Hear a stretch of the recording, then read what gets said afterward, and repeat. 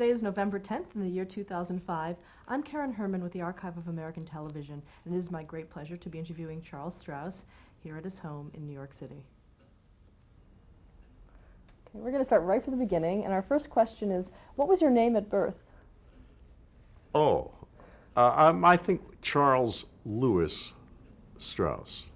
However, I was called Buddy for years, which I suspect was because I had an older brother, and he said Buddy for brother, and etc.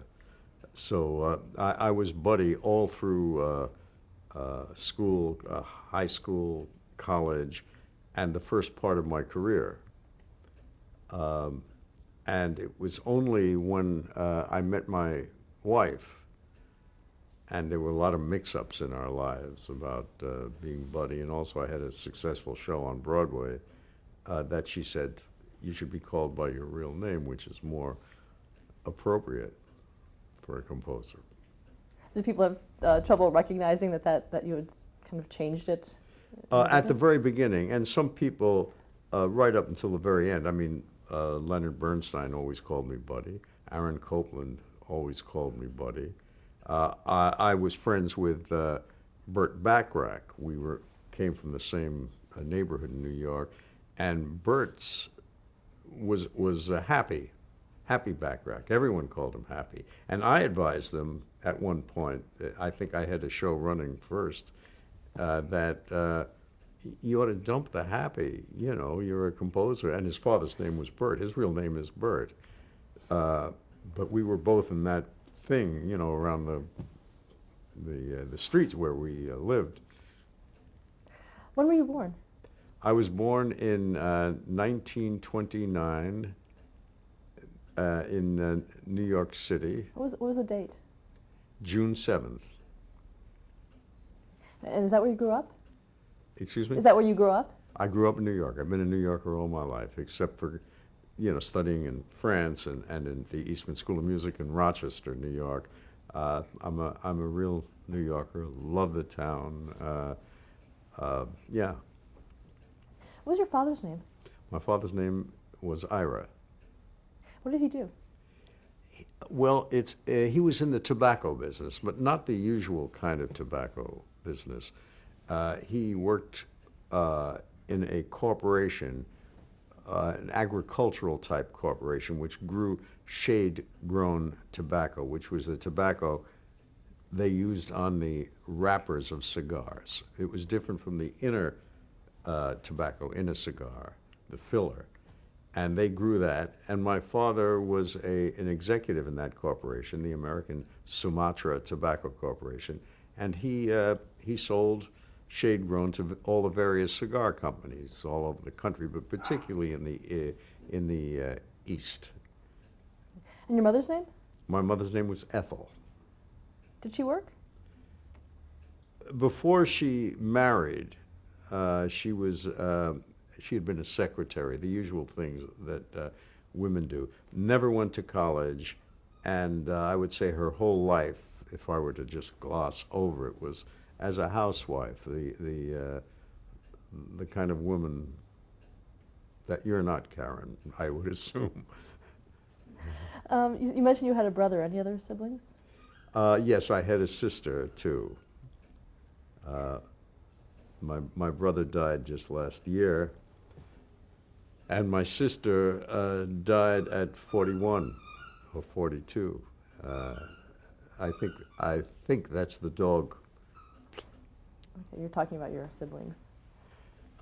My sister died of breast cancer at 41 or 42, and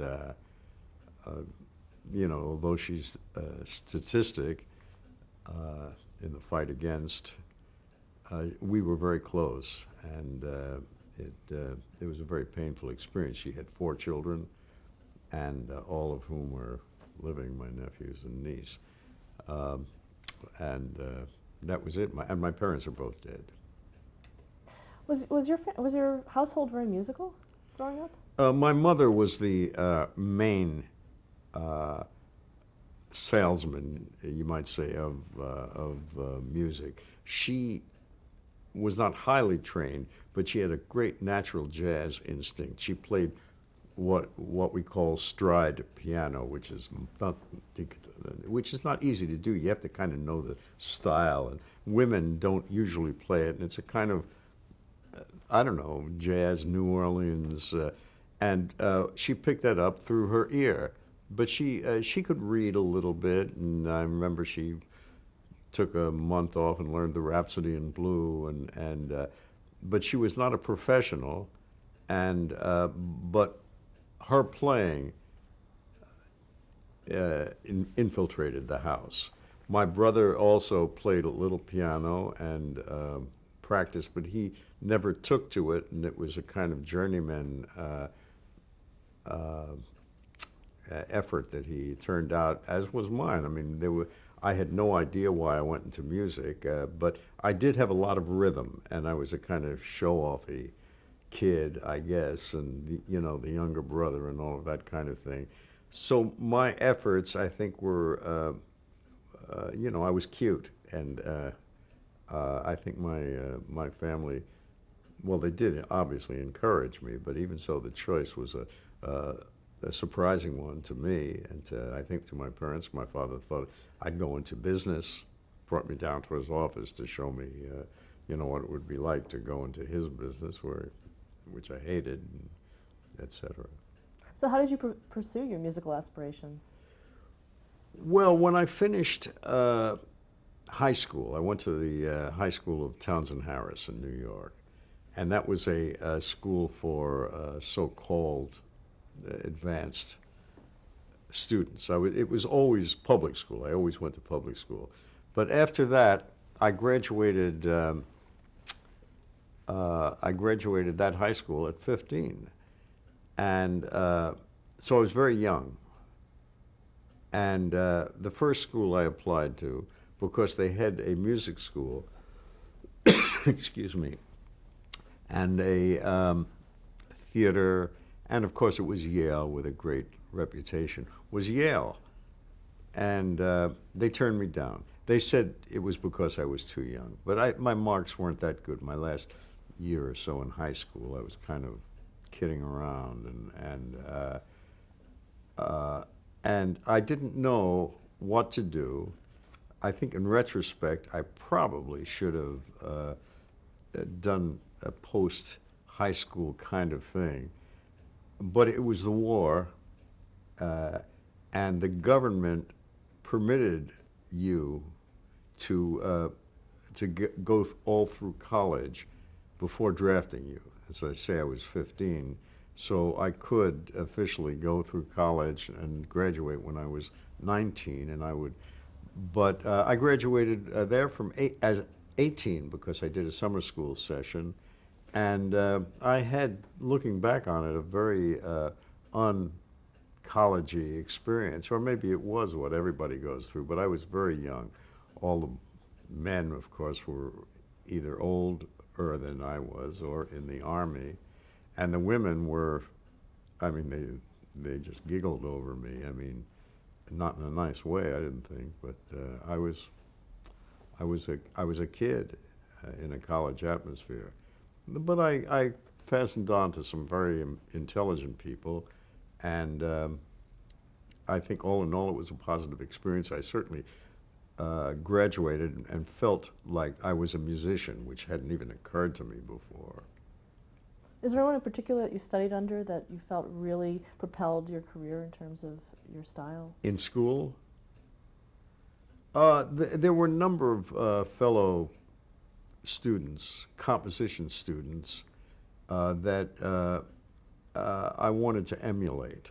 The biggest influence, well, there were a number of teachers, including some, I might say now innocent or naive teachers that laid down certain rules for me when I was just studying. They seemed kind of stupid and hard to follow about musical theory. But that, in retrospect, I said, that really taught me something. I didn't get it, but they were rules, and part of the way I was trained is that rules in music, that is theory, uh, including counterpoint and harmonic movement, which is about like counterpoint in a way, sight singing, ear training, all of that kind of thing, which was, I was totally not knowledgeable about. I had a lot of people who influenced me that I can't say I liked, but I remember what they taught that I fought. And then I would say the greatest influences on me were a couple of teachers that I became friendly with. I joined their circle. There was a teacher of musicology at Eastman by the name of Charles Warren Fox, a kind of musty, dusty type. He specialized in Dutch music of the Renaissance and all that. But he had a coterie of students, and among that coterie was there was one friend in particular that I went through my life with till the end of his life by the name of William Flanagan, another composer who was probably the first person in my life who ever gave me a compliment, aside from my parents who needed me to be really good. But Bill thought I was a good composer, which I thought, well, he's crazy. But, I think he really meant it. And obviously, that meant a great deal to me. And what did you do after you graduated? Well, I thought I was going to be a serious musician. When I graduated, I had a couple of orchestral scores under my arms and serious, piano sonatas, songs, and chamber music. And I thought I was going to. I went to Tanglewood first. I got a scholarship to Tanglewood, and there I met and studied under Aaron Copland, and I studied with him privately. I went 3 years to Tanglewood and then studied with Aaron privately, and he got me a scholarship to work with Nadia Boulanger in Paris, and that was an interesting experience because I think although I was flirting with the idea of maybe staying in Europe, I felt very, Monsieur le Compositeur and all that kind of thing. I also learned very deeply that I was an American, that really the music that I wrote had a kind of American feel, and I wanted it to be for American audiences. And I returned, and I did what most everybody does who doesn't get a career and big commissions and win awards as students, which I did not. I played piano. I played piano in bars. I had a band in a strip joint. I played in restaurants. And I started arranging and accompanying singers. I did a lot of what's been formalized as coaching.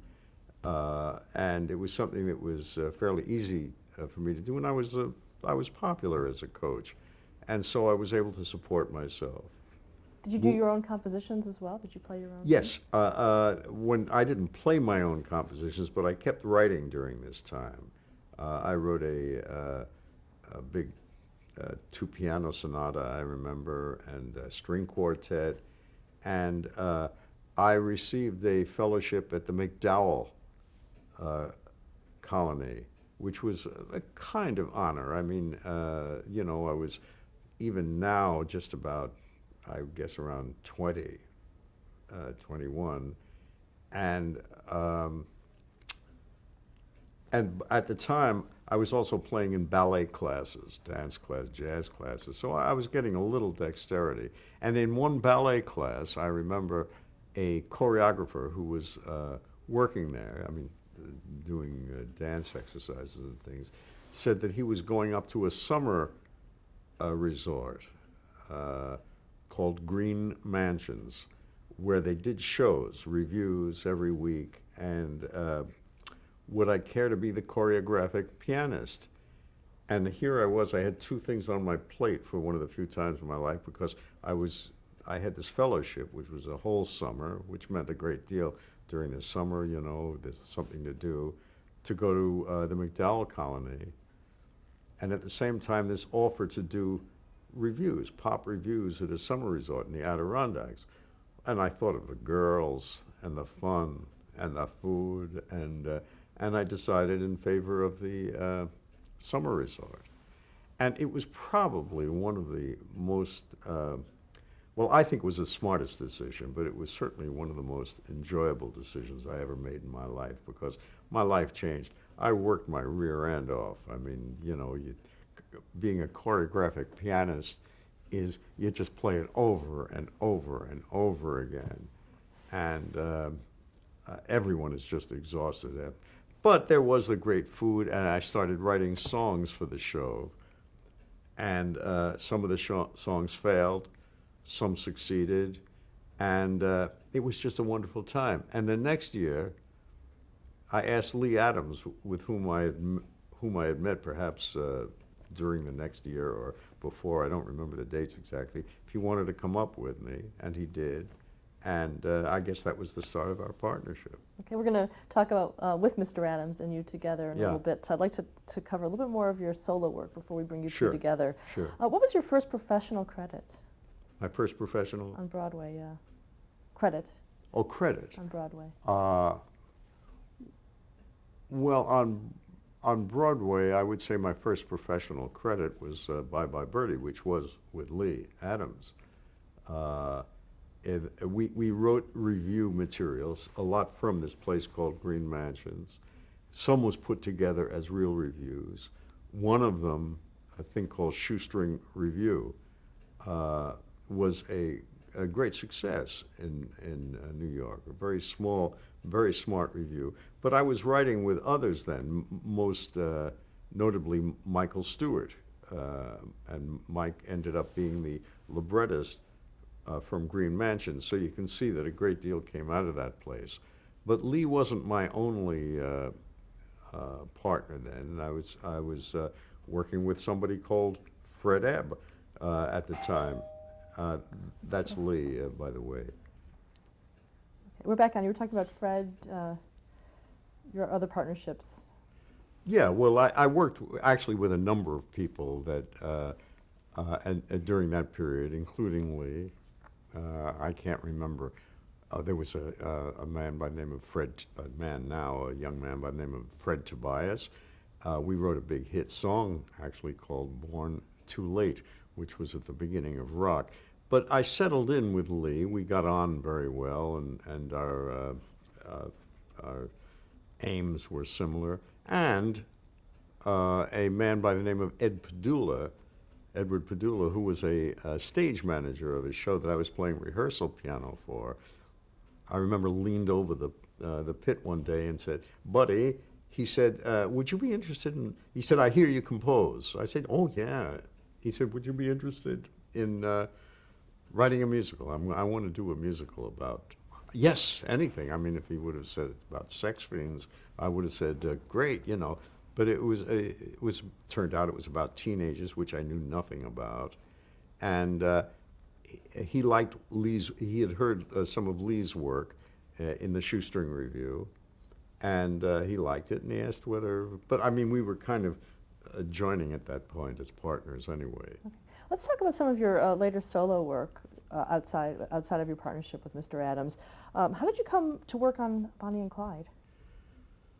Well, that was specifically through Arthur Penn, who directed our show, Lee's and my show, Golden Boy, and a score that I'm proud of, and he obviously liked it too. And he asked me to do the background music. I had written some background music. I can't remember for what pictures, a couple of documentaries, I guess, and was I interested? Yes, I was interested. Didn't think it was going to be Bonnie and Clyde. Oh, yes, and that's right. I knew the authors, too, Bob Benton and David Newman.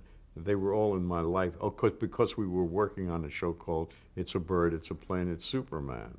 So there was a real connection. You might say there's a case where contacts, as much as any ability they thought I had, worked into it. Did you have to do a lot of research on the music of the era? Oh, well, I wouldn't say serious research, but I certainly did listen to. They used a lot of banjo music by Flatt and Scruggs, but I went so far as to speak to banjoists, particularly the what they call the five-string banjo, which is the kind that's used in what's bluegrass, and the five-string banjo is in a sense like the bagpipe, which I had worked for. I'd written a festival, religious piece, and I used the bagpipe. And I don't know much about the bagpipe, but there's something called a drone, which is one pipe that stays the same all as the others, and it gives it that barbaric sound. It's almost hard to describe, and it's very hard to write, at least for me. I don't know that much about it. But the five-string banjo, or is it six strings now? Has one peg on top that you can tune if you're playing in the key of G. You can have a D or an out of F sharp, for all I know, drone to it, and it gives it a kind of and it's unlike anything else. It's not just strumming, although they can do that too. And so I spoke with banjoists about that, and then I hired, when I was out there doing the score, I hired a banjoist, and that kind of music was not that popular, and most of the guys who could play it came from the hills, so to speak. And I remember when we were doing orchestral sessions, they didn't read the music at all, but the trumpet player in back of them would hit them on the shoulder when it was time to change key. But it has a sound unlike any other. When I hear it, they play it on television so much, I would say, gee, that's one, did I write? Yeah, I did write that, but it's in a sense what they're playing. Another thing you did outside of your collaboration with Lee Adams was Annie. Yes. How did you decide on the idea of turning the comic strip character adventures into a Broadway show? Well, it wasn't my idea to do it. As a matter of fact, Lee and I had written "It's a Bird, It's a Plane, It's Superman," from a well-known cartoon, a very popular one even today. And although it got some amazing reviews, it was directed by Hal Prince. It didn't run, and Hal said to me, when you write a show that children want to go to see and bring their parents to, that's not a hit. But when you write a show that parents want to see and can bring their children to, that's a hit. And so remembering that, when it was Martin Charnin's idea actually to do it, I said, I first declined. I said, no, I didn't want to do it. And I told him this thing, but Martin, who was an old friend, we'd done shows together. If I go into that, this will be a 4-hour interview. He's very persuasive, and the man with whom I was to write, an equally reluctant collaborator by the name of Tom Meehan, also didn't want to do it, and we liked one another, and I'm a great worker. When you speak to Lee, you'll get that picture, I suppose, from his mind. I'm doing something now, I'm doing something tomorrow. I get two things in the, because it's my life along with my family, and all my life I've been trained as a composer, and it's something that gives me the deepest and most consistent pleasure. So we said yes to Annie, finally. Tomorrow is among one of the most well-known Broadway is. hits ever. Yeah. What was the meaning of the song for you? The meaning? Well, we wrote it as a song that would project hope, but there was another reason for it in the show, and this sometimes happens, and that is we needed a song to cover an important scene change, because she would sing a song about hope. She had escaped from the orphanage. She would sing a song about hope because time had to pass. She found the dog. Originally she was beat up by boys too, but that was not in the show. The dog the policeman and all that kind of thing. And we needed this song because she couldn't leave the orphanage and then just go back to the orphanage. So this song would pass time, and she would express hope. And when it was first done, Martin Charnin, who directed the show also, made what I thought was a terribly clever set change. She was in front of a fence or wall that had a lot of billboards on it. She played the scene with the dog and the policeman. She was taken back. Oh no, she was taken back right after that. But she left the stage after singing Tomorrow, and the scene changed. The set, I don't know what it did, because she walked behind the thing, and when the set was gone, she was not there, and we were somewhere else. And it got a terrific hand, and for a month or so, I thought they were applauding this set change. I thought how clever Martin is. And it never occurred to me until, people started singing the song and liking it so much, that it was the song they liked. It's a built-in modesty, I suppose, but I mean, it's quite real. I thought, Martin, how clever, how absolutely wonderful. You hear the applause they're giving for that, but it was the song. And so what had it happens very often in the theater, that little song that you put in to affect a scene change or to express a passing moment is not the big ballad. It becomes the success. That's a good example of it. What are among your favorite compositions that you've done? Oh, that's... I don't know. I'm going to stand up straighter, though. I don't know whether I have any favorites. The score in Golden Boy is among the favorite scores that I wrote. I mean, I wrote it with Lee Adams, of course, because it was close enough to my original training as a musician, and I wanted to use harmonies and rhythms, and it was a deeper score than one usually writes in musical comedy. And they're both part of my personality, and in a sense you might say I'm better known as writing lighthearted songs. But Golden Boy meant a great deal to me because we had to express not only deep love, but meaningful making love between a man and a woman, and that the man and the woman were breaking racial barriers, which, by the way, Lee and I were often threatened about.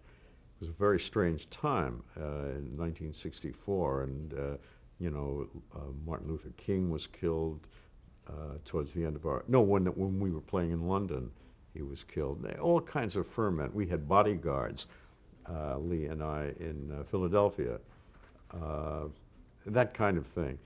But I really went for certain things about that, and blues, and the loneliness, which certainly is part of every artist's life, I think, or everybody's life. And I kind of reached a little bit. So in a sense, you might say that's a favorite score. Okay. So we're going to stop here, and then the next time we see you, you'll be together with Mr. Adams. Okay, you want him now?